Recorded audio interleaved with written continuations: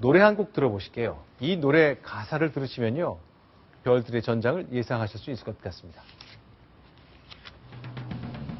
별들에게 물어봐, 별들에게 물어봐, 사랑하는 까닭에 울어버린 내 마음을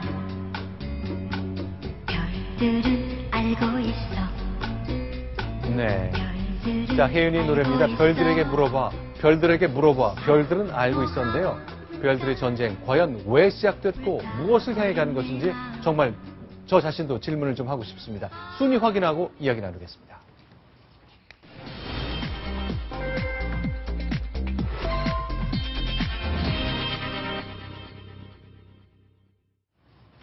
서울에 있는 동작구가 있고요. 동작구에는 갑과 을 선거구가 있습니다. 동작을이 이렇게 주목받을 줄 예전에 누가 알았겠습니까? 이제 새로운 신정치 1번지로 적어도 2014년에는 떠오르는 곳인데요. 그렇게 많이 몰려온다면서요? 네, 그렇습니다. 한마디로 별들의 전쟁인데요. 네. 우선요, 동작을 같은 경우 네. 과거 사례부터 좀 짚어볼까요? 2008년 4월 총선, 바로 2007년 12월 대선 직후에 네. 2008년 4월 총선이 있었는데 이때 여당의 후보, 바로 대선 후보를 지냈던 정동영 전 의원이었습니다. 야당의 후보, 울산에서 올라온 정몽준 전 의원이었습니다. 네, 여기서 격돌을 했죠. 그 뒤로 또 정몽준 의원이 한 번 더 당선이 됐습니다. 자, 그때부터 거물급을 네. 배출하는 것으로 여겨졌습니다. 자, 저희가요, 1996년에 있었던 15대 총선 이후에 5번의 총선 때 동작을의 선거 결과를 보여드리고 있어요. 유용태, 이계한, 정몽준. 자, 한번 퀴즈를 하나 드렸으면 좋겠습니다. 공통점이 있습니다. 혹시 뭔지 보이십니까? 네, 바로 여당의 후보가 당선됐다는 점이 공통점이겠죠. 네, 그렇죠. 예. 자, 이때는요, 다 집권당 후보가 다 이겼어요. 네. 그런데 또 잘 들여다보면요, 그만큼 네. 동작을은 바람을 탄다. 네. 그러니까 17대 총선 같은 경우에 열린우리당 이계한 전 의원, 네. 바로 탄핵풍 때문에 당선이 됐습니다. 네. 그리고 2007년 대선 직후에 실시된 18대 총선에서는 네. 한나라당 정몽준 의원에게 가능성을 받고요. 네. 그리고 19대 총선 2012년 4월, 그러니까 대선 직전, 그러니까 가장 유력한 대선 후보가 있는 정당의 후보가 당선이 됐습니다. 그리고 또 한 가지 동작을 네. 이번에 보셔야 될게요. 이번 730 재보궐선거에서 유일하게 서울 지역의 재보선 지역이 될 수 있다.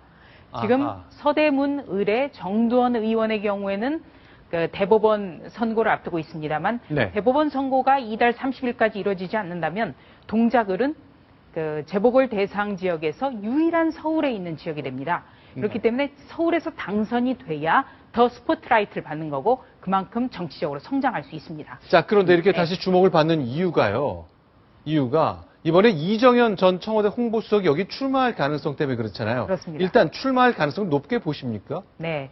우선 이정현 전 홍보수석이죠. 이정현 네. 전 홍보수석은 그 바로 옆에 있는 봉천동에서 오래 살았는데요. 네. 이 살고 있는 아파트가 그 봉천동과 네. 동작을의 경계선에 있습니다. 아. 그래서 일부 지역은 동작을에 편입이 되고요. 또 동작을에 있는 한 대형 교회에 오랫동안 신도로서 교회를 다녔습니다. 아하, 연고가 있는 거죠. 오래 다녔던 교회가 마침 동작을에 있다. 네. 그러니까 갑자기 나타나서 저기 내가 나가겠다 이런 것까지는 아니군요. 네.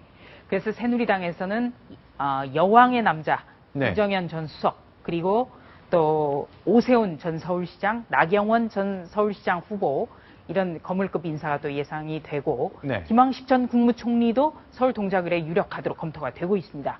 거기 야당의 경우에는요, 손학규 정동영 상임고문, 그리고 안철수 공동대표의 최측근이죠, 금태섭 대변인 네. 변호사입니다. 네. 그리고 지금 현재 새정치민주연합 소속의 당적은 없지만 네. 상도동이 동작에 있다라는 연고를 내세워서 그 김영삼 전 대통령의 차남인 김현철 씨가 네. 새정치연합에 그 공천을 희망을 하고 있습니다. 자, 그러면 이렇게 여야의 거물급들이 많이 나오는데 네. 네. 조선 차장의 과거 역사를 보면 동작을이 여당 후보자가 항상 이겼다고 그랬잖아요. 네. 이번 같은 경우에는 서울시장 네. 선거에서 네. 오히려 정몽준 후보보다 바로 박원순 후보가 동작을에서도 상당히 많이 표를 받았잖아요. 그렇습니다. 이번 같은 경우에는 어떻게 보십니까? 이번에도 여당 후보가 이길 것 같은지 아니면 야당 후보가 이번에는 과거와 달리 이길 것 같은데 어떻습니까? 예. 그래서 아까 이제 꼭 여당 후보가 당선됐다라는 네. 점과 함께 네. 바로 바람을 얘기했습니다. 네, 네. 네. 선거 직후, 대선 직후의 총선에서 네. 또는 어떤 탄핵풍이라는 어떤 바람이 있을 경우에 가장 네. 민감하게 반응한 곳입니다. 그런데 네. 이번 6.4 지방선거에서 바로 동작을은요. 네. 박원순 서울시장 당선자가 바로 자기의 지역구가 있었던 새누리당 정몽준 전 의원에게 13% 정도 포인트 차이로 이겼습니다. 그렇네요. 자기 네. 지역구에서 정몽준 후보가 11%포인트 차이나 되네요. 네. 좀 굉장히 큰 표차인데. 그래서 이 동작을이 바람을 탔다는 것, 바로 그것 때문에 지금은 어떻게 될지 모르겠고요. 또 하나는 이 동작을이 속해 있는 지정학적 위치를 좀 설명을 해드리고 싶습니다. 아, 예. 동작은요, 강남 3구, 그러니까 강남, 서초, 송파와 바로 인접해 있음에도 불구하고 네. 반드시 지금 현재 여당의 손을 들어주지 않았다. 네. 그리고 또 어떤 야당 성향이 강한 관악구라든지 영등포구와도 맞닿았기 때문에 네. 더더욱이 위치로 봤을 때도 그때마다 변할 수 있는 지역이다. 네. 이 점을 좀 설명을 드립니다. 자, 그러면요. 일단 새누리당에서 어느 사람이 공천이 될지 뭐 아무도 알 수 없습니다만 일단 이정현 전 홍보수석이 대통령의 복심이란 무게감을 갖고 도전을 할 것처럼 이제 전망이 됩니다. 그러면요. 새정치민주연합에서는 보통 이럴 때 거물급을 내세우나요? 아니면 신진을 기용하나요? 무슨 예. 거물급 등장의 공식 같은 게 있나요? 예, 일단 여당 후보를 보고 고를 것 같습니다. 네. 일단 만에 하나 이정현 전 홍보수석이 새누리당의 공천을 받게 된다면 네.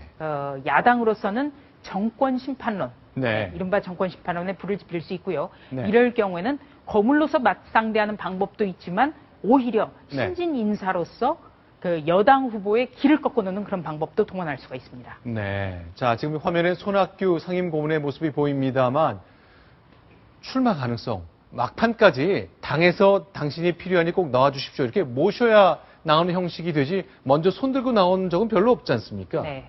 지금 그리고 네. 상황이 손학규 전 대표가 지원을 한다고 해서 공천을 줄 수 있는 상황이 아니거든요. 네. 그러니까 어떻게든 당에서 삼고 초려를 해야만 나올 수 있다는 입장입니다. 네, 알겠습니다. 자, 새누리당은 동작을이라는 새로운 별들의 전쟁이 열리는 곳 이정현 홍보수석이 강하게 먼저 치고 나왔기 때문에 좀 우세하지 않을까 하는 예상이 좀 있습니다만 어떻게 될지요. 야당 후보가 누가 나올지에 따라 판세가 크게 요동칠 수도 있는 것 같습니다.